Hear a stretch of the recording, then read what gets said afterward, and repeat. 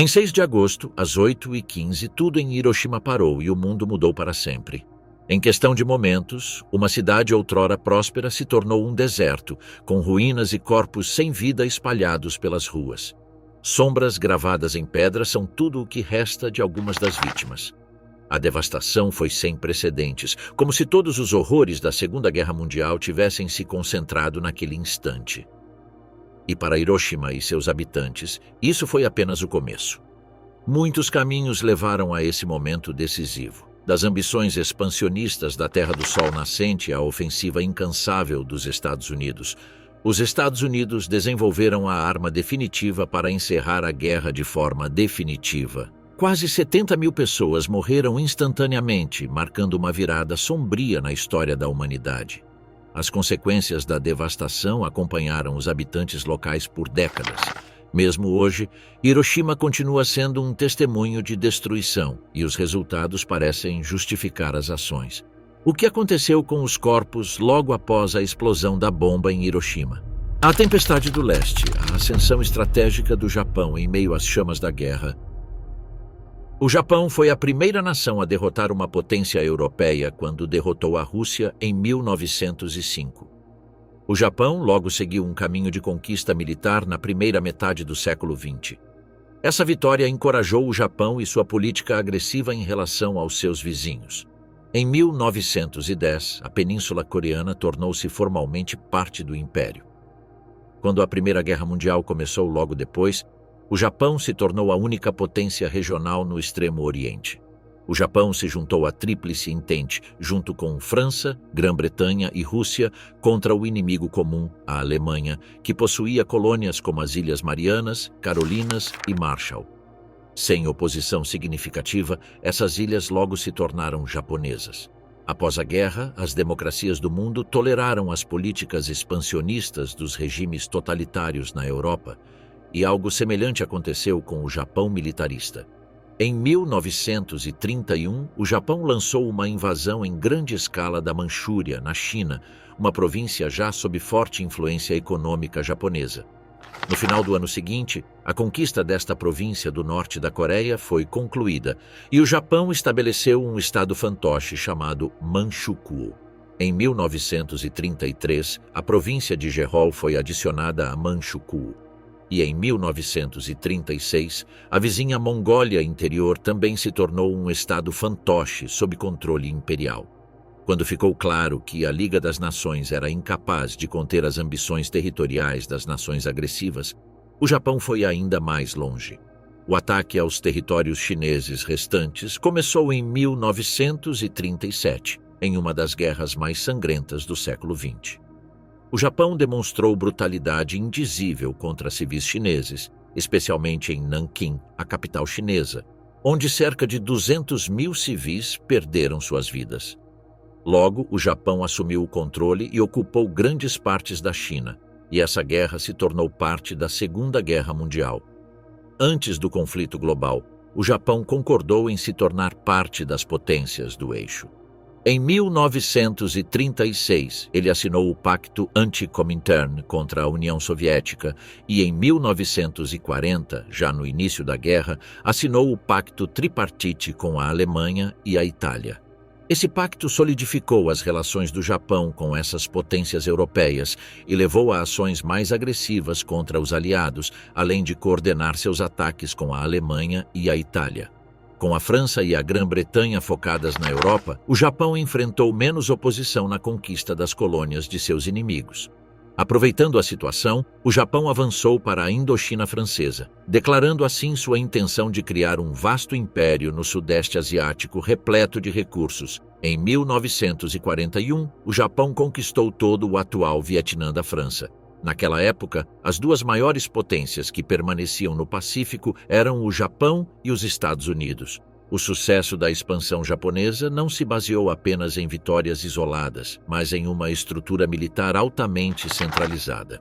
O exército imperial japonês foi organizado em regiões militares que operavam com autonomia tática, mas sob coordenação estratégica de Tóquio. O exército de Kwantung, em particular, foi fundamental nas campanhas do Nordeste Asiático, atuando como força de ocupação e força motriz das operações na Manchúria. Além disso, o Japão dedicou grande parte de sua produção industrial à fabricação de armas leves, artilharia móvel e trens blindados, elementos essenciais para sustentar uma guerra de movimento em vastos territórios como China e Coreia. A rede ferroviária controlada pelos japoneses permitiu implantações rápidas e reabastecimento eficiente, enquanto empresas como Mitsubishi e Kawasaki adaptaram suas linhas para produzir equipamentos militares em larga escala. Essa combinação de planejamento logístico, superioridade numérica regional e brutalidade operacional permitiu que o Império avançasse com velocidade e pouca oposição. Os Estados Unidos permaneceram neutros, embora apoiassem fortemente a Grã-Bretanha por meio de relações comerciais e comboios. As potências do eixo tinham relações tensas com os Estados Unidos, que culminaram em 7 de dezembro de 1941. Naquele dia, o Japão lançou um ataque aéreo surpresa à base naval americana em Pearl Harbor, no Havaí. O ataque destruiu ou danificou vários navios de guerra e matou mais de 2.400 americanos. A partir daquele momento, os Estados Unidos se tornaram um inimigo ativo e membro das forças aliadas. Embora o ataque a Pearl Harbor não tenha destruído grande parte da frota do Pacífico dos EUA como se temia inicialmente, o Japão tinha uma vantagem temporária. O Império aproveitou essa vantagem para expandir ainda mais seu controle. No final de dezembro, o Japão ocupou Hong Kong, as Filipinas, Guam e a Ilha Wake no início de 1942. O Japão atingiu seu máximo territorial em fevereiro, quando tomou Singapura dos britânicos, em uma das piores derrotas britânicas, que deixou 80 mil homens como prisioneiros. A conquista continuou com a queda do último reduto americano nas Filipinas, a Península de Bataan. Em abril, as forças japonesas dominaram os defensores e venceram a batalha, mais uma vez demonstrando sua brutalidade ao forçar os prisioneiros sobreviventes a marchar por 100 quilômetros. Na época, o Japão parecia imparável, mas enfrentava um novo e poderoso inimigo disposto a usar todo o seu poder contra a nação do Sol Nascente. Mudando de rumo, o ressurgimento da América no teatro de operações do Pacífico. Depois de Pearl Harbor, os Estados Unidos desejaram vingança e o conflito entre as superpotências do Pacífico se intensificou. Os Estados Unidos se tornaram uma potência econômica global após a Primeira Guerra Mundial, mas esta foi a primeira vez que alguém atacou seu território, o que primeiro gerou surpresa no público americano e, mais tarde, um pedido de vingança.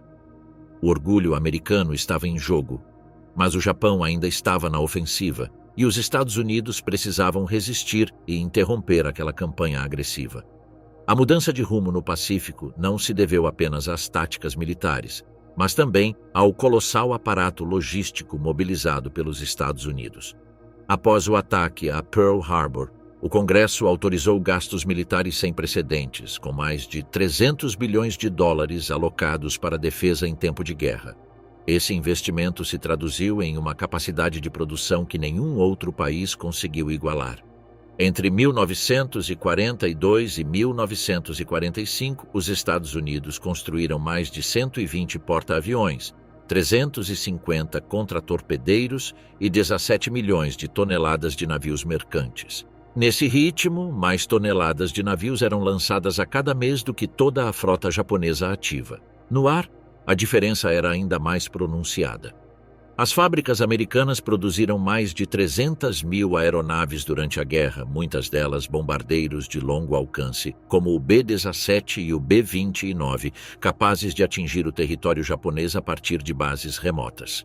Essa superioridade aérea permitiu campanhas de desgaste sustentadas que enfraqueceram as defesas japonesas antes de cada desembarque. Para manter um fluxo constante de tropas, combustível e munição, os Estados Unidos construíram redes de abastecimento marítimo que se estendiam da Califórnia à Austrália, passando por ilhas como Guam, Nova Caledônia e Ilhas Marshall. A logística terrestre também foi fundamental. Mais de 8 milhões de soldados americanos foram mobilizados no Teatro do Pacífico, apoiados por mais de 300 mil veículos militares, incluindo tanques leves, caminhões de transporte e jipes. Cada operação exigiu toneladas de comida, água, armas, uniformes e suprimentos médicos, organizados em centros de coleta no Havaí e nas Filipinas. Docas artificiais, hospitais flutuantes e campos de aviação improvisados tornaram-se parte do cenário de guerra, garantindo que cada ilha conquistada servisse como base para a próxima ofensiva. Esse domínio logístico não apenas facilitou as ofensivas, mas também neutralizou a capacidade japonesa de recuperação. Enquanto as forças japonesas sofriam com escassez de combustível, munição e peças de reposição, os Estados Unidos conseguiam reabastecer uma divisão inteira em questão de dias. A batalha não era mais apenas por território, mas pela sustentabilidade, e nesse terreno, a máquina americana era imbatível. O momento mais importante ocorreu em junho de 1942, quando a marinha japonesa tentou destruir os remanescentes da frota americana em Midway e terminar o trabalho iniciado em Pearl Harbor. No entanto, os americanos estavam preparados, pois esse ataque surpresa não foi nenhuma surpresa. Criptógrafos americanos decifraram o código naval japonês e o exército do EUA estava pronto. O Japão perdeu a batalha e sofreu pesadas baixas. A Batalha de Midway marcou o ponto de virada da Segunda Guerra Mundial no Pacífico, já que os Estados Unidos assumiram o papel de atacante após essa vitória. As forças americanas aproveitaram essa vitória e uma sangrenta batalha em Guadalcanal ocorreu no verão de 1942, com duração de 6 meses. Naquela batalha, um detalhe importante foi decisivo. Os aliados tinham recursos muito maiores, enquanto as forças japonesas sofriam com a escassez de suprimentos e quase não recebiam reforços. Então, em fevereiro de 1943, tiveram que se retirar da ilha. Depois daquela batalha, o Japão só sofreu derrotas. Após a derrota decisiva em Guadalcanal, o Japão começou a perder ilha após ilha, enquanto os Estados Unidos implementavam uma estratégia de salto de ilha. Uma das últimas tentativas de resistência e mudança de sorte na guerra ocorreu durante a Batalha do Mar das Filipinas, em junho de 1944. Nessa batalha, o Japão sofreu outra perda da qual sua força aérea não conseguiu se recuperar. A queda de Saipan logo depois, combinada com a vantagem aérea americana, deu início ao bombardeio das ilhas japonesas. A maior batalha naval da história, no Golfo de Leyte, em outubro de 1944, marcou o fim da Marinha Imperial. O fim era inevitável, e quando os militares do EUA capturaram ilhas estratégicas como Iwo Jima e Okinawa em 1945, a guerra chegou oficialmente ao solo japonês. Mas o exército japonês não queria se render. Sua defesa desesperada causou muitas baixas ao exército americano. Embora a derrota fosse iminente, nada mudou na mentalidade da liderança militar japonesa, nem no imperador Hirohito. Esse desespero também levou às infames táticas kamikaze, nas quais os pilotos carregavam seus aviões com explosivos e os miravam diretamente nos navios aliados. Essas táticas causaram medo entre os marinheiros aliados, mas não mudaram o resultado da guerra. A Batalha de Okinawa mostrou até onde eles estavam dispostos a ir para deter os americanos. Os kamikazes causaram quase 5.000 baixas inimigas e as perdas aliadas foram enormes. O Japão teve mais de 100.000 soldados mortos durante os 2 meses e meio de batalha, alguns com apenas 14 anos. Esta batalha levou a uma análise de quantos soldados aliados teriam que morrer para conquistar as principais ilhas do Japão. Com o fim da guerra na Europa, o Japão era a única potência do eixo ainda na luta. O 32º presidente do EUA, Franklin Delano Roosevelt, morreu em abril, e seu vice-presidente Harry Truman assumiu o cargo com a responsabilidade de acabar com a guerra. O único objetivo restante era ocupar o Japão. Estima-se que a invasão planejada, codinome Operação Downfall, custaria a vida de pelo menos 500.000 de soldados americanos. Esse era um risco que Truman não estava disposto a correr, pois havia outra maneira de vencer a guerra: a ciência da destruição em massa. O alvorecer da era atômica, avanços revolucionários na ciência nuclear em meio ao conflito global. A ciência nuclear percorreu um longo caminho desde seu início humilde até o momento que mudou para sempre a história da guerra. Tudo começou no final do século XIX, com uma série de descobertas revolucionárias. Em 1896, Henri Becquerel fez uma observação surpreendente. Certos materiais podiam emitir radiação sem nenhuma fonte externa de energia. Essa descoberta logo ficaria conhecida como radioatividade, abrindo um novo campo de estudo. Pouco depois, os dois maiores nomes da ciência nuclear primitiva, Marie e Pierre Curie, levaram as descobertas de Becquerel ainda mais longe, isolando elementos radioativos como polônio e rádio. O trabalho deles revelou as poderosas forças dentro do átomo, desconhecidas pela humanidade até então, e assim, o famoso casal desafiou a antiga crença de que o átomo era o menor e indivisível componente da matéria. Mas eles não eram os únicos a trabalhar nessa área.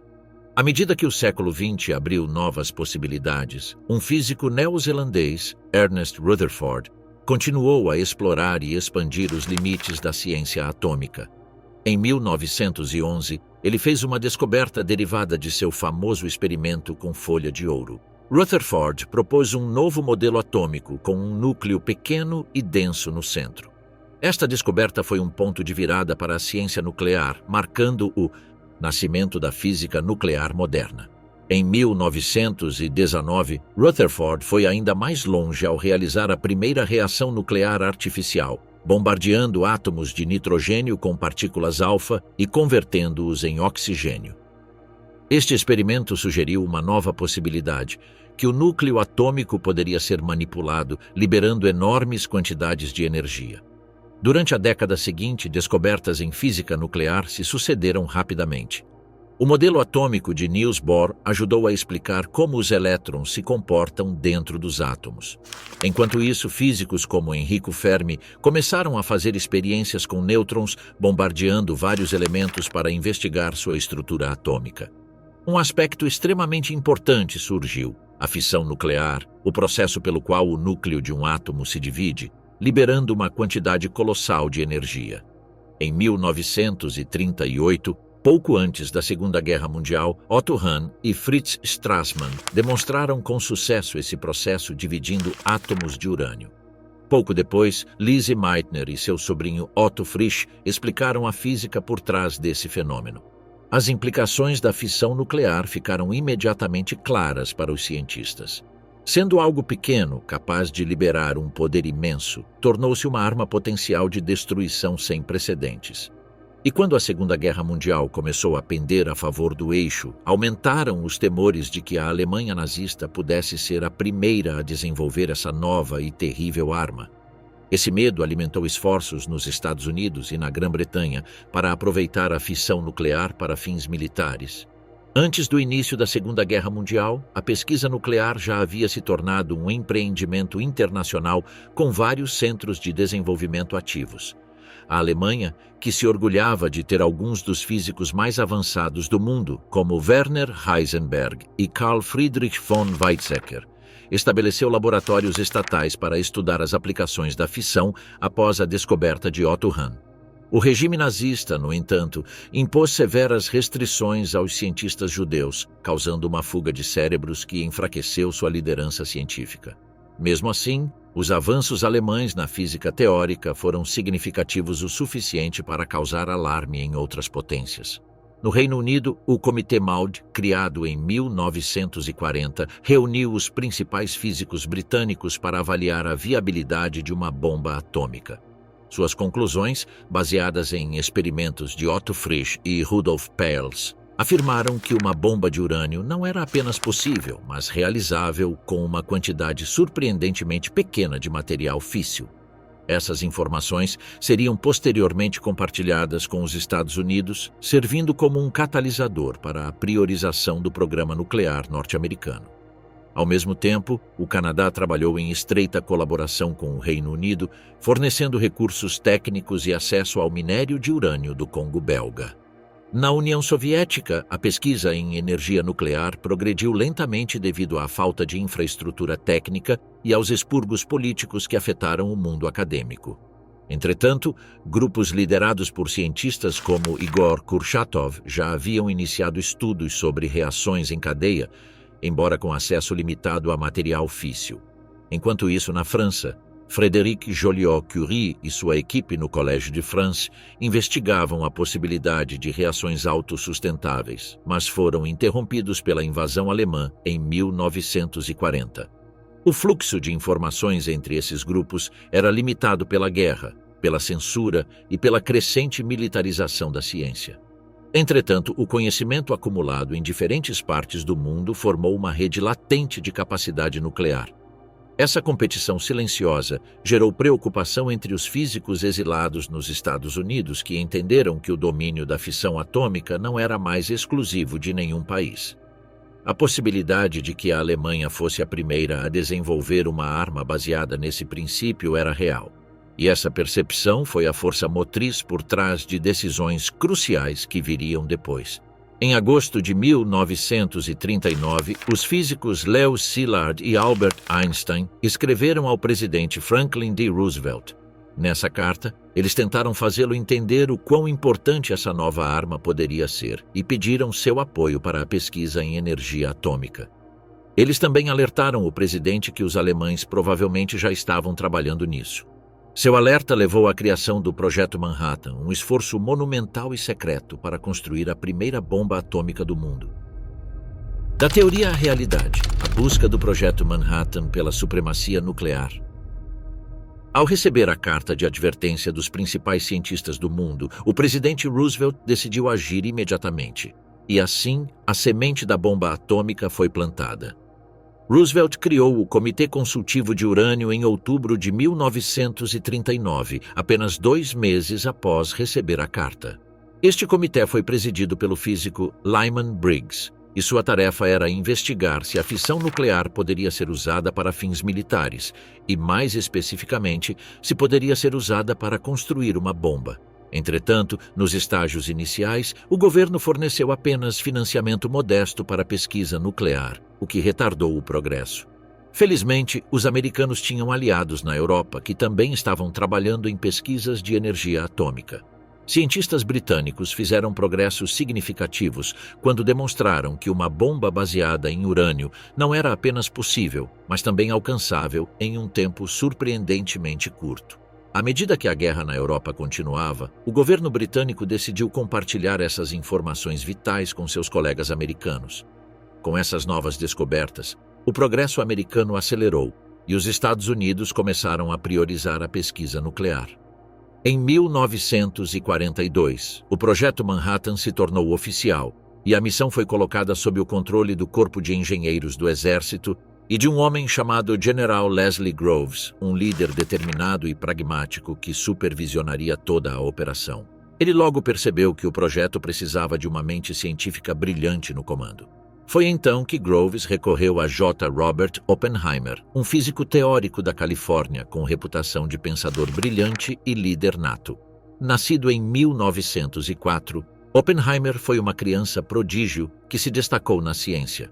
Depois de se formar em Harvard, ele estudou na Inglaterra e na Alemanha, consolidando seu nome no campo da mecânica quântica.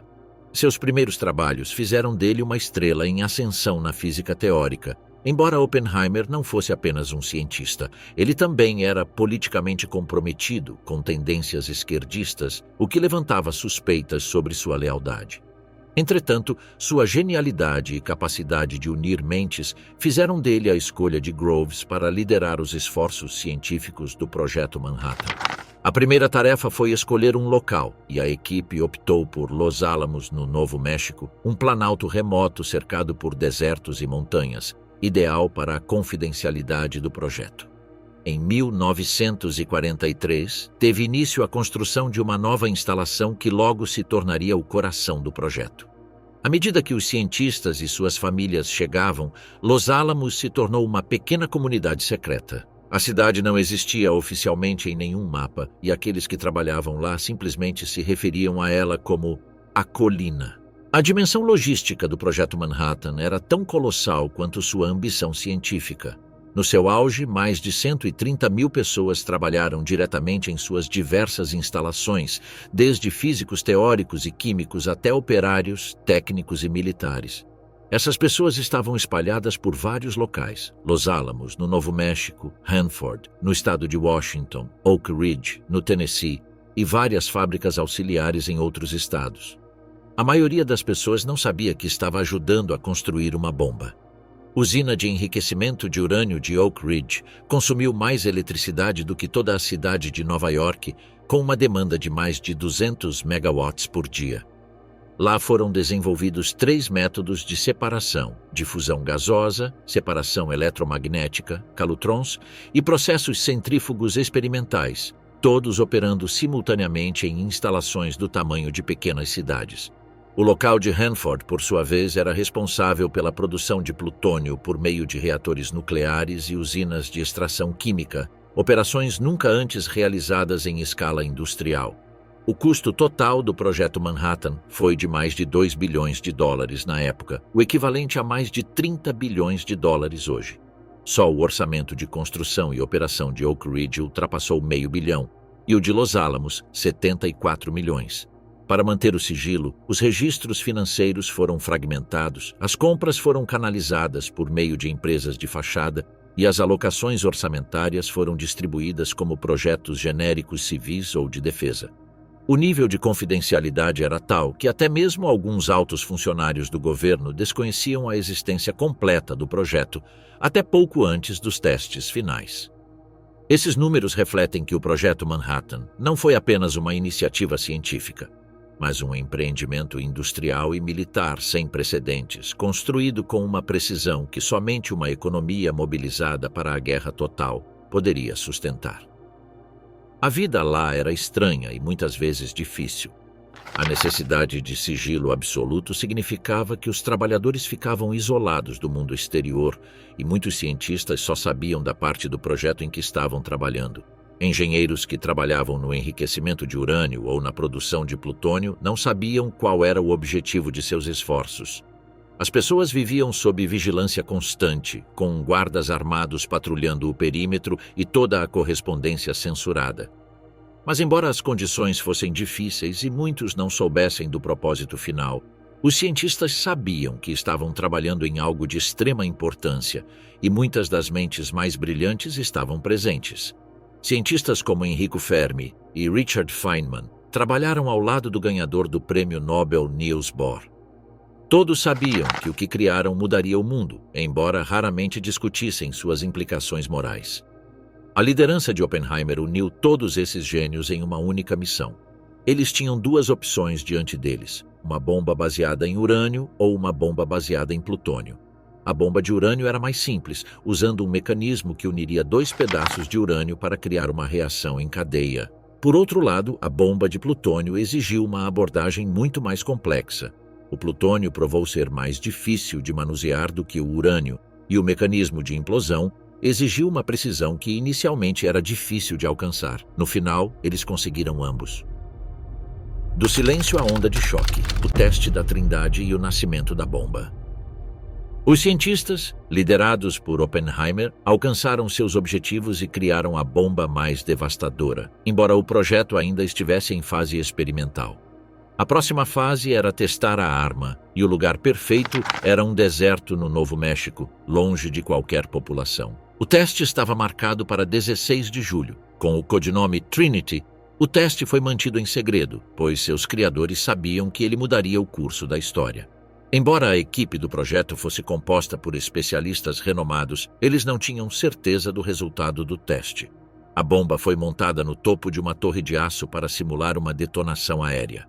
Quando a contagem regressiva começou, a equipe se refugiou em bunkers a vários quilômetros de distância. J. Robert Oppenheimer estava muito calmo. Cada cálculo e 2 bilhões de dólares estavam em jogo. O momento da verdade chegou às 5h29 da manhã. Naquele instante, a bomba explodiu e uma luz intensa e brilhante cobriu tudo. Uma nuvem em forma de cogumelo começou a se formar sobre o local da explosão. O calor era sentido a quilômetros de distância e o som ecoava como um trovão. Os presentes, incluindo generais veteranos e cientistas experientes, ficaram em silêncio e atônitos. Oppenheimer então proferiu as famosas palavras de uma antiga escritura hindu: "Agora me tornei a morte, a destruidora de mundos." Alguns comemoraram, enquanto outros ficaram aterrorizados com sua criação. O teste Trinity obteve resultados que superaram as expectativas de muitos. A bomba liberou uma força destrutiva equivalente a 20.000 toneladas de TNT. A torre de aço vaporizou e a areia do deserto sob a explosão se transformou em vidro devido ao calor intenso, deixando uma cratera radioativa. A primeira explosão nuclear do mundo marcou o início de uma nova era na guerra. O teste foi um sucesso total e nenhum outro teste foi necessário. A bomba estava pronta para a guerra. Como havia 2 tipos possíveis, a equipe científica decidiu imediatamente construir 2 tipos diferentes de bombas. O primeiro usava urânio e tinha o codinome Little Boy. O outro, semelhante ao testado em Trinity, usava plutônio e era chamado de Fat Homing. Ambas as bombas foram transportadas sob forte vigilância para a ilha de Tinian, no Pacífico. A bomba Little Boy foi transportada pelo USS Indianapolis. A bomba foi transportada em pedaços e cuidadosamente montada em Tinian. A bomba de plutônio Fat Homing chegou em partes em aviões separados por razões de segurança. Todos os envolvidos estavam plenamente cientes do poder devastador dessas bombas, e alguns começaram a se opor ao uso de bombas atômicas por questões morais. Eles ficaram aterrorizados com o potencial destrutivo dessa nova arma e com os danos que ela poderia causar. O aviso final, o ultimato de Potsdam e a decisão fatal do Japão. Havia muitas razões morais contra o uso de uma arma tão poderosa que poderia causar centenas de milhares de vítimas. O governo dos Estados Unidos decidiu tentar acabar com a guerra sem usar a bomba atômica. Esta última tentativa foi feita durante a Conferência de Potsdam. Apenas um dia após o teste no Novo México, a Conferência dos Aliados começou em Potsdam, perto de Berlim. A Alemanha já estava derrotada, e o principal tópico da conferência era o destino da nação no pós-guerra. Além disso, o Japão ainda estava em guerra, e essa situação precisava ser resolvida o mais rápido possível. O presidente Harry S. Truman chegou a Potsdam com uma decisão crítica sobre os ombros. Os militares do EUA já haviam causado danos significativos às cidades japonesas por meio de bombardeios, incluindo os incêndios devastadores em Tóquio. Ainda assim, o Japão se recusou a se render, apegado ao seu código de honra militar e à crença de que era preferível lutar até o último homem do que enfrentar a desonra da capitulação. Especialistas militares do EUA previram pesadas baixas na invasão iminente. A resposta clara era a bomba atômica, mas o presidente ainda estava relutante em usá-la. Assim, Truman, juntamente com o primeiro-ministro britânico Winston Churchill e o líder soviético Joseph Stalin, assinaram a Declaração de Potsdam, emitida em 26 de julho. A declaração pedia a rendição incondicional do Japão e delineava os termos da derrota japonesa. Esses termos eram duros, semelhantes aos dados à Alemanha. O único gesto de boa vontade para com os japoneses era a possibilidade do imperador manter seu trono. Este ultimato final alertou o Japão de que, se não se rendesse, enfrentaria destruição rápida e completa. A resposta do Japão à Declaração de Potsdam não foi encorajadora. O governo japonês, liderado pelo primeiro-ministro Kantaro Suzuki, estava dividido sobre como responder às demandas dos aliados. Muitos no exército permaneceram comprometidos com a luta, mesmo quando a situação se tornou cada vez mais desesperadora. Suzuki, embora pessoalmente inclinado à paz, estava sob pressão dos setores mais intransigentes que acreditavam na ideia de uma batalha decisiva em solo japonês, esperando que uma grande resistência final pudesse forçar termos de rendição mais favoráveis. 2 dias após o ultimato, o governo japonês decidiu ignorar a Conferência de Potsdam, de acordo com uma coletiva de imprensa. Embora o Japão parecesse firme em sua decisão, seus oficiais tentaram secretamente negociar a paz através da União Soviética, já que a nação comunista ainda não estava em guerra com o Japão. Mas já era tarde demais, pois Stalin havia prometido entrar na guerra o mais rápido possível. Isso também acelerou a decisão de usar a bomba atômica, já que os Estados Unidos não queriam uma ocupação compartilhada e a possível divisão do Japão em partes comunistas e capitalistas, semelhante à Alemanha. Truman consultou seus conselheiros mais próximos, incluindo o secretário de guerra Henry Stimson e o general Leslie Groves, diretor do Projeto Manhattan. A maior parte do seu círculo íntimo acreditava que o uso da bomba era justificado, dados os custos potenciais de uma invasão terrestre. Diante da aparente rejeição do Japão ao ultimato de Potsdam, Truman sentiu que a decisão já havia sido tomada. Nos últimos dias da conferência, foram emitidas ordens para lançar a primeira bomba atômica, Little Boy. Uma cidade de cinzas, Hiroshima e o início da guerra nuclear. Hiroshima era uma cidade grande, lar de cerca de 350 mil pessoas em 1945. Era um centro de transporte estratégico, com diversas instalações militares e fábricas que contribuíram para o esforço de guerra do Japão. Embora fosse estrategicamente importante, a cidade não havia sofrido grandes danos durante os bombardeios aliados até então, tornando-a o alvo perfeito para a bomba atômica. Sua geografia também era ideal. A área urbana, cercada por montanhas, aumentaria o impacto da bomba. A manhã de 6 de agosto começou como qualquer outra daquele verão. O céu estava claro e o sol brilhava nas ruas movimentadas de Hiroshima, onde as pessoas continuavam com suas rotinas matinais. Às 8h15, tudo mudou. 3 bombardeiros americanos sobrevoaram a cidade. O primeiro, The Great Artist, transportava instrumentos científicos. O segundo, necessário. O Evil foi encarregado de fotografar a explosão, e o terceiro, o mais importante, o Enola Gay, carregou e lançou a bomba atômica. Quando o Enola Gay lançou Little Boy, a bomba explodiu cerca de 600 metros acima da cidade. Em um instante, o centro de Hiroshima foi envolvido por um clarão ofuscante de luz, seguido por uma enorme bola de fogo. As temperaturas no epicentro atingiram 4.000 graus Celsius, vaporizando edifícios, veículos e pessoas. A explosão gerou uma onda de choque que devastou tudo num raio de 3 quilômetros. Quase 70 mil pessoas morreram instantaneamente, vaporizadas pelo calor ou esmagadas por estruturas que desabaram.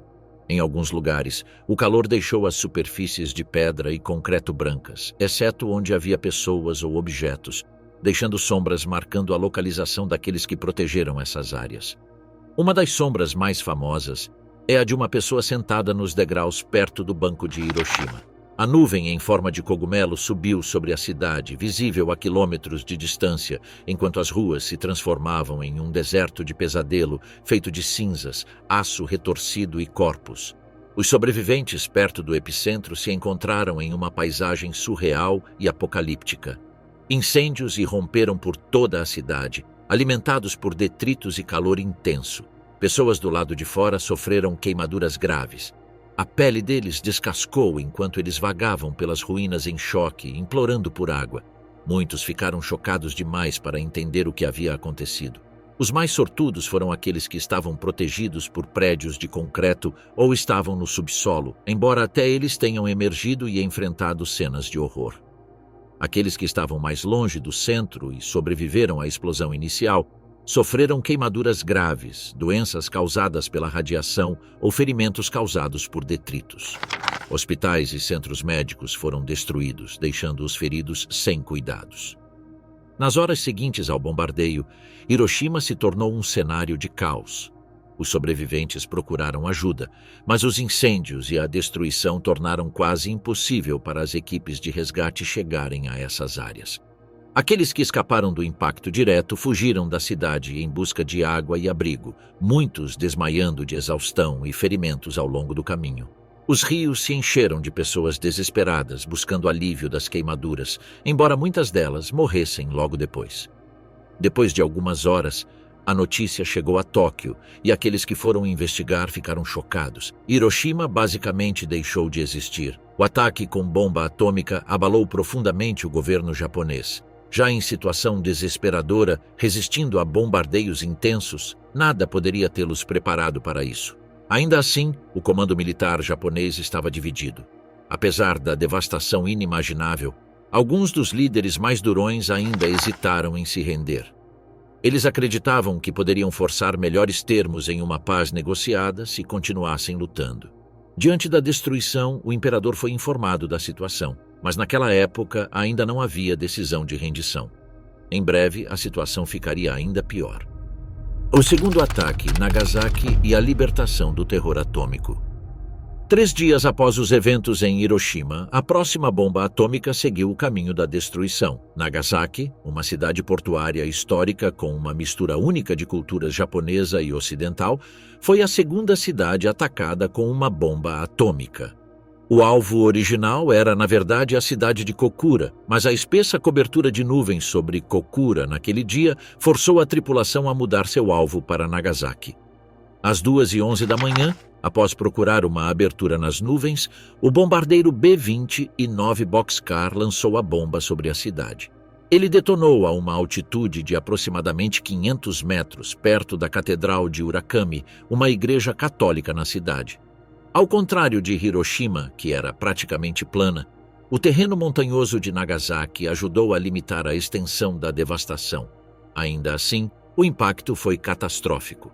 Aproximadamente 40 mil pessoas morreram instantaneamente e dezenas de milhares ficaram gravemente feridas. As fábricas da Mitsubishi, cruciais para a produção de guerra do Japão, foram destruídas, juntamente com casas, escolas e hospitais.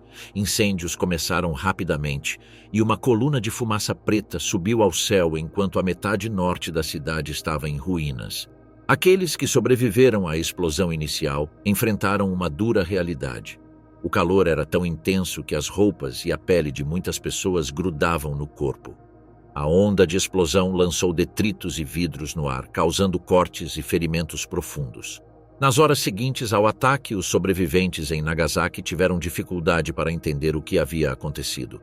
Os efeitos a longo prazo, incluindo a doença causada pela radiação, não foram compreendidos imediatamente, mas logo as pessoas começaram a ficar doentes, perdendo cabelos e dentes, e seus corpos enfraqueceram.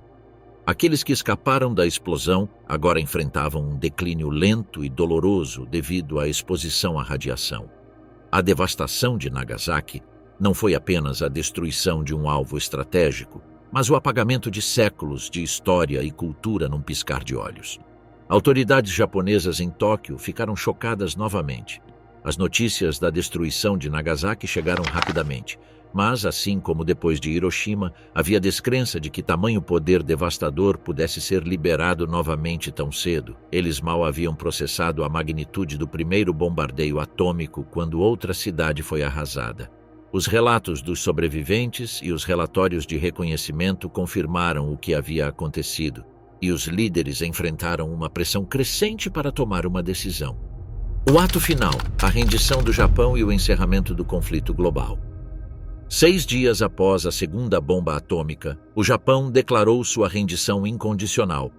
Mesmo depois da devastação que essas bombas causaram no país, alguns grupos militares queriam continuar a guerra, gerando um intenso debate dentro do governo. O imperador levou a notícia ao povo pelo rádio e, após esse anúncio, ordenou que o governo aceitasse os termos da Conferência de Potsdam. Em 2 de setembro de 1945, representantes do governo japonês assinaram formalmente o instrumento de rendição a bordo do USS Missouri, na Baía de Tóquio. Este momento e a rendição ao general Douglas MacArthur simbolizaram o fim da era do militarismo no Japão. A cerimônia de assinatura foi concluída com os representantes japoneses reconhecendo sua derrota e concordando em cumprir os termos estabelecidos pelos aliados. O processo de rendição ocorreu sem a presença do imperador, que não compareceu pessoalmente à cerimônia. Entretanto, sua autoridade estava implícita no ato, e a assinatura representava uma aceitação direta de seu apoio à rendição. A participação do imperador foi crucial para legitimar o processo de rendição, pois sua aprovação ajudou a unir o povo e o governo japoneses na aceitação da derrota. O Japão teve que suportar duras condições de paz. O exército foi desmantelado e todas as atividades militares foram proibidas. Reformas econômicas e constitucionais começaram quase imediatamente, e entre essas mudanças, as potências aliadas insistiram nos julgamentos de Tóquio para responsabilizar os líderes japoneses por crimes de guerra cometidos durante o conflito. Essas reformas tinham um objetivo: reintegrar o Japão à comunidade internacional. Isso incluía promover relações pacíficas com outras nações e participar de organizações internacionais, integrando o Japão a uma nova ordem baseada na cooperação e na paz. O imperador Hirohito foi autorizado a continuar como imperador, embora seu papel tenha mudado de uma figura de autoridade divina para um monarca constitucional, simbolizando a transição do Japão para uma nação democrática. Essa mudança foi significativa para manter a ordem pública e preservar um senso de identidade nacional durante um período de grande transformação. A Hibakusha, testemunhos vivos do custo humano da guerra nuclear. O Japão se recuperou da imensa destruição da Segunda Guerra Mundial, mas muitas pessoas ficaram com ferimentos graves e traumas após os eventos de Hiroshima e Nagasaki. Essas pessoas são conhecidas no Japão como hibakusha, ou pessoas afetadas por explosões. Nos primeiros dias após os bombardeios, a principal tarefa era identificar e enterrar os mortos. Alguns sobreviventes tentaram identificar seus entes queridos por meio de pertences pessoais ou outras características reconhecíveis. Entretanto, em muitos casos, isso foi impossível devido à extensão dos ferimentos. Valas comuns foram cavadas, mas o processo de sepultamento foi lento. Então o governo recorreu à cremação dos restos mortais das vítimas. O horror das consequências também incluiu trauma para os sobreviventes e a comunidade, já que quase todos tiveram que conviver com a perda de familiares, amigos e vizinhos. Essa carga psicológica geralmente se manifesta na forma de ansiedade, depressão e transtorno de estresse pós-traumático. Além desses problemas de saúde mental, eles também sofriam de problemas de saúde, pois muitos deles sofreram queimaduras terríveis e outros ferimentos. Entre eles, os idosos e as crianças foram os que mais sofreram. As instalações médicas ficaram sobrecarregadas, pois os hospitais foram destruídos ou severamente danificados. Médicos e enfermeiros tiveram dificuldades para tratar um grande número de pacientes, muitas vezes sem suprimentos e medicamentos essenciais. Nos anos seguintes, muitos sobreviventes acharam difícil falar sobre suas experiências, o que os levou a se sentirem isolados e sem esperança. A estigmatização social complicou ainda mais a vida dos hibakusha. Nos anos seguintes aos bombardeios, os sobreviventes enfrentaram discriminação e preconceito, pois suas cicatrizes e doenças visíveis os diferenciavam dos outros. Ideias errôneas sobre a exposição à radiação alimentaram medo e incompreensão entre a população em geral. Muitas pessoas acreditavam que os hibakusha transmitiam doenças transmissíveis, o que levava à rejeição social. Esse estigma era particularmente perceptível no Japão, onde o conceito de limpeza e saúde é culturalmente importante. Por essa razão, muitos hibakusha escolheram esconder sua verdadeira identidade. Com o tempo, problemas sérios de saúde começaram a surgir, incluindo leucemia, câncer e outras doenças relacionadas à exposição à radiação. Como foram as primeiras vítimas desta nova arma, seu conhecimento sobre seus efeitos era limitado. Os médicos não conseguiam entender o impacto total no sistema imunológico das pessoas, dificultando o atendimento médico eficaz. Pesquisas posteriores mostraram que a porcentagem de hibakusha que desenvolveram essas doenças foi muito maior devido à exposição à radiação. Por fim, o governo japonês reconheceu a situação dos hibakusha e começou a fornecer assistência. Em 1957, foi promulgada a Lei dos Sobreviventes da Bomba Atômica, fornecendo assistência médica, apoio financeiro e benefícios por invalidez aos afetados. A lei estabeleceu uma estrutura para exames e tratamentos médicos, embora sua implementação tenha sido criticada por ser insuficiente. Muitos hibakusha tiveram dificuldades para acessar os recursos de que precisavam, e as barreiras burocráticas dificultaram o recebimento de cuidados adequados. Alguns sobreviventes também hesitaram em procurar ajuda por causa do estigma associado à sua condição. Os sistemas de apoio cultural e comunitário surgiram como uma tábua de salvação vital para os hibakusha. Muitos sobreviventes encontraram consolo em experiências compartilhadas, formando grupos de apoio e organizações dedicadas a defender seus direitos e aumentar a conscientização sobre os efeitos da guerra nuclear. Esses grupos trabalharam incansavelmente para documentar as histórias dos hibakusha, garantindo que suas experiências não fossem esquecidas. Da ascensão do exército japonês à estratégia americana de salto de ilha em ilha, a Segunda Guerra Mundial trouxe muitos horrores e histórias do mundo todo, mas esta superou todas elas porque envolveu muitos aspectos diferentes. 6 de agosto de 1945 mudou o mundo de muitas maneiras. Naquele dia, o Império Militarista Japonês acabou e os Estados Unidos se estabeleceram como a primeira potência nuclear do mundo. O evento ressaltou a importância da ciência para fins militares, mas também mostrou o quão devastadora essa combinação pode ser. Além disso, Aquele momento mudou a vida de muitas pessoas que foram afetadas por essas bombas. Mesmo hoje, Hiroshima continua sendo sinônimo de devastação e baixas humanas. A história de Hiroshima continua sendo uma lembrança sombria do imenso custo da guerra. O bombardeio atômico desencadeou um sofrimento inimaginável, destacando a necessidade de paz e diplomacia para evitar conflitos futuros. O destino dos Hibakusha sempre nos lembrará desta lição.